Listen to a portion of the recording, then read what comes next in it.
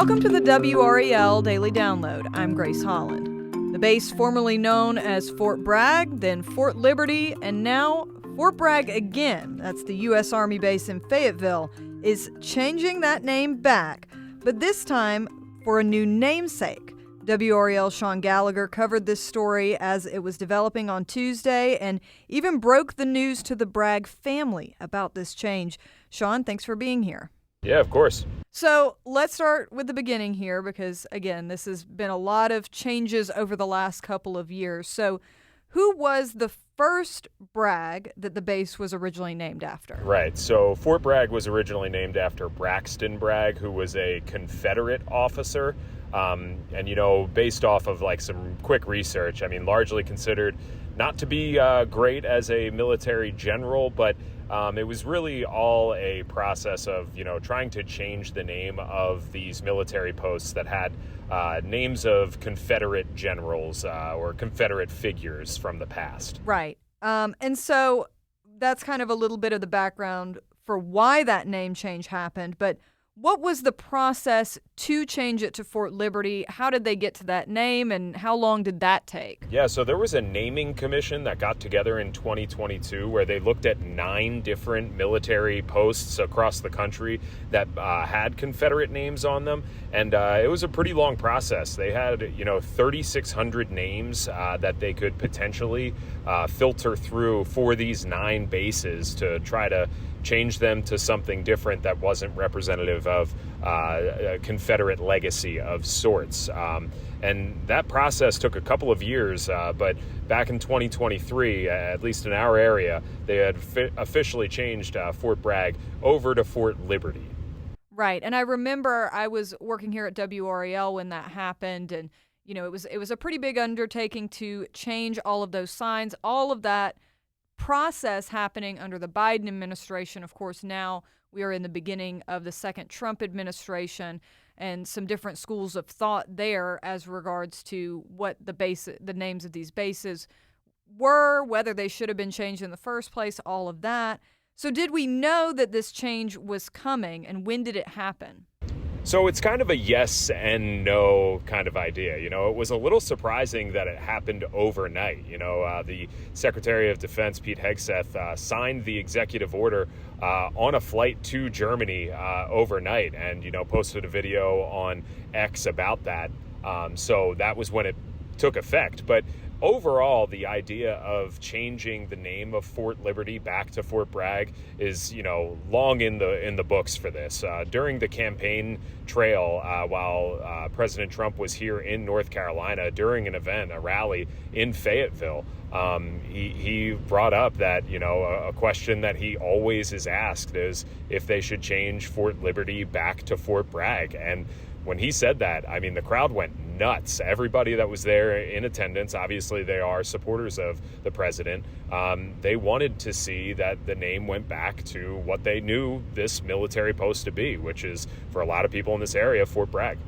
Let's take a quick break right there, and when we come back, we're going to talk about the change that is coming along with that namesake.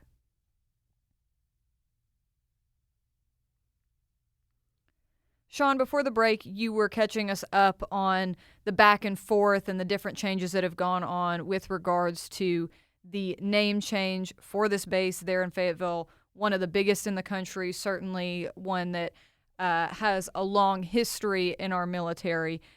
Now it has its name back, kind of, because it's named for a different Bragg this time. Who is Roland Bragg? Yeah, it's a good way to put it because, everybody that you see online is saying that it's back to Bragg. In theory, yes, it is, but it's really not when you add the first name in. So the person that they're naming the military post by now is Roland Bragg. He's a World War II veteran. He received a Purple Heart, Silver Star. Actually, a pretty interesting story that I heard from his family was about escaping a German attack in Bastogne during the Battle of the Bulge, that he actually, put on the enemy's military garb and got into an enemy ambulance with an injured American in the back and drove through gunfire 20 miles into Belgium to find, some of his allies to be able to save himself and this wounded American that was with him. Successfully did that. And, the family tells me that he didn't know if the guy in the back had even survived because the bullets were just flying into the ambulance, and he walked away unscathed and had no idea what happened to the guy in the back. Didn't find out until, a few years before his death in 1999 that he saved that guy's life. Wow. A big reason why he received all these accommodations for his work. Yeah, that's just such an incredible act of heroism, certainly someone worthy of an honor.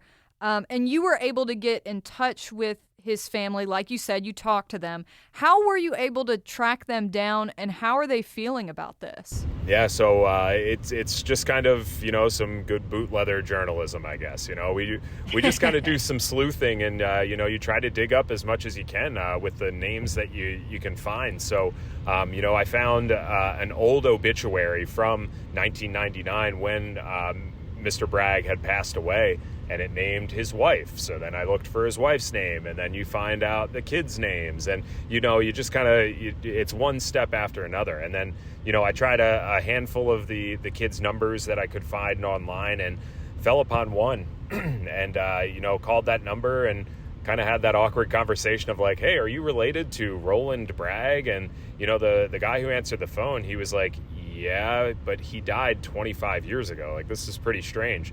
So I told him, are you aware that the military base in North Carolina is soon going to be named after him?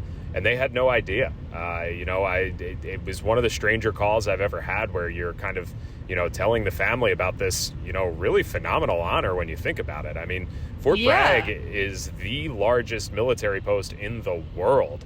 And for this private first class who, got a couple of medals for some pretty heroic work, now having that post named after him in his namesake, that's pretty overwhelming. And, once the kind of shock wore off, the family did say, this is a tremendous honor that, they're so glad that, his name's going to live long after, they're gone even.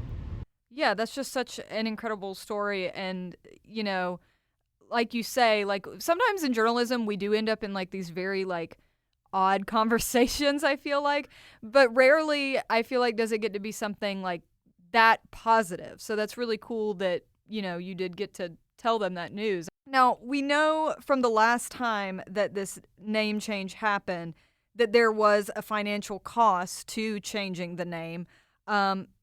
Do we know how much it will cost this time? And where is that money going to come from? Yeah, so I guess to answer the last part of that question, ultimately it's going to fall on the taxpayers. That's what happened last time when they had to pay some $8 million to, change over all of the signage and everything from Bragg to Liberty. Now, the Army hasn't given us an official estimate on what this change will be. And, one of the kind of, dumb questions I had today that I couldn't get an answer on is like, it's only been a year and a half since this change happened. I mean, do they have a storage locker somewhere with all these giant signs that say Fort Bragg that they can just, pop out a couple of screws, pop those in? Don't have a clear answer on that. So if they do, maybe it'll be a lot cheaper than that $8 million. But the mayor of Fayetteville actually, he thinks that it could cost the same amount of money, if not more. And to give you an idea, I actually did talk to the DOT. They're responsible for the highway signs. So they're going to have to make some changes there. Unfortunately, the signs that they had from 2023 have already been recycled. So they won't be able to use those signs to post, Fort Bragg again on those recycled signs. And the DOT tells me that it's going to cost them north of $200,000. And that cost is already, $40,000 more than they did for the Bragg to Liberty switchover because I-95 has gotten wider, it's been updated, so it's going to be more costly already. So if that's any indication, then the cost for the base itself and trying to change that signage, that could be higher as well. But again, at this point, we don't have an official number. In your time in Fayetteville this week, were you able to talk to regular people there, kind of get a sense of whether people are sort of shaking their heads at the cost here or whether they're kind of happy to have the name back? We haven't had an opportunity to talk to any people on the ground here, but I think if you've been online at all in the last couple of years when these topics come up, they are highly polarizing. I mean, there is the camp that believes, we shouldn't have the names of these camps that are honoring, Confederate, soldiers, Confederate officers that, were a part of an insurrection in the United States of America. But there's this other mindset that, that base was a name, it was a legacy to folks far beyond what the Confederate Army meant in the history of America. It's where basically every single person in the Army goes through and cuts their teeth to serve for this country. So it has meaning to them far beyond what the Confederacy is. So, I mean, in one realm, this is kind of a middle ground. They are keeping a name in theory, but it is a new person that it represents. So, ultimately, people are not going to be entirely happy about this. You're going to have people on both sides as we continue moving forward. But ultimately, for the time being, the name of the military post here will be Fort Bragg after Roland Bragg. I think that's what we need to hammer home here, is that this is Roland Bragg's named base now. It has nothing to do with Braxton Bragg. It's about an Army private who put his life on the line for our country, our United States of America, and risked his life to save another American and protect freedom here. Right. And, a new phase for the base there, but that strong legacy will continue. And, of course, as you said, a worthy namesake now as well. Thank you so much, Shaun. We appreciate it. Yeah, of course, Grace. Thank you for listening to the WRAL Daily Download. Another great way to get WRAL news is the Morning Briefing newsletter. It's a daily email with Triangle news, events, and headlines to help you get ready for the day. Sign up at WRAL.com/newsletter.